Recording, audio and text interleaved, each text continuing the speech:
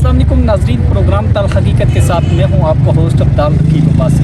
नाज़रीन इकराम, जैसा कि आप तमाम दोस्तों को इल्म है, हमेशा तल्ख़ बातें तल्ख़ चीज़ें लेकर सामने आते हैं। इस वक्त हमारे साथ जो शख्सियत मौजूद है किसी तारुफ के मोहताज नहीं है। मुख्तसर अगर आपको बताता चलूँ तो आले नबी औलाद अली हर ज़माने में तबलीग इस्लाम का फरीज़ा सर अंजाम देते रहे। से मिलाने जा रहे हैं हाजी सैयद महमूद हसन पाचा साहब, जो इसी ख़ानदान के चिश्म चराग हैं। इनसे आज हम बात करते हैं तफसीली और सवालात भी करते हैं। अस्सलाम वालेकुम मोहतरम। वालेकुम अस्सलाम वरहमतुल्लाहि वबरकातुहू। मर्दान में आपके पीर व मुर्शद के मज़ार को शहीद किया गया, तो इंतज़ामिया ने क्या इक़दाम किए? जब ये उस्मान गनी रज़ी अल्लाह तआला अन्हु के ख़िलाफ़ भोपाल बना दिया गया, इंतज़ामिया तो उनके साथ ही थी।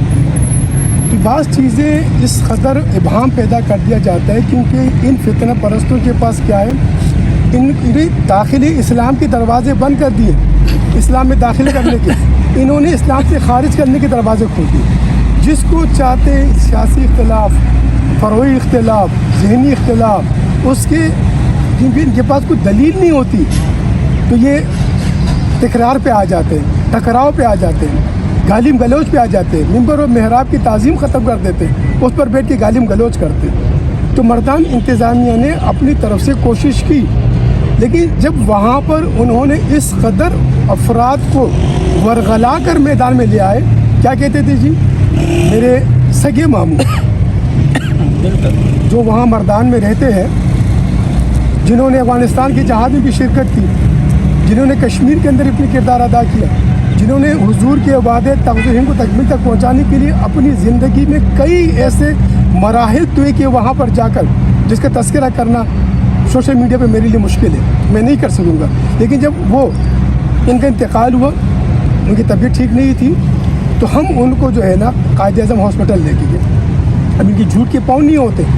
इन्होंने क्या वावेले शुरू कर दिया जब उनका इंतकाल हो गया कि इस्लामाबाद से किसी कादीनी को लाके उसको यहाँ पर दफन करना चाह रहे हैं। ये सारे कादीनी मिसाल यार, मैं आपके साथ बैठा यहाँ पर बातें कर रहा हूँ, वक्त क़ज़ा मेरी मुक़र्रर अगर आ जाती है, अगर मैं यहाँ पर जो है ना मैं इंतकाल कर जाऊँ तो क्या आप मुझे यहीं पर मदफून करेंगे, दफन करेंगे या मेरे गाँव भेजेंगे? ठीक है। तो जब उनका इंतकाल जो है, जो वहाँ रिहायशी मर्दान के, ज़िंदगी मर्दान के, अपना ज़ाती घर मर्दान में और 5 वक्ता नमाज़ी तहज्जुद गुज़ार एक दीनदार इंसान जिसने अपनी पूरी ज़िंदगी अल्लाह और रसूल के नाम पे वक़फ़ की थी, उसका इंतकाल होते तो मैं क्या करूँ? मैं उनको जाके जनाब हॉस्पिटल में दफन कर दूँ? मैं वहाँ से जनाजा मैं जैसे मैयत लेके निकला तो यहाँ पर एक हंगामा खड़ा कर दिया गया। ये सोची समझी मुनज़्ज़म साजिश थी।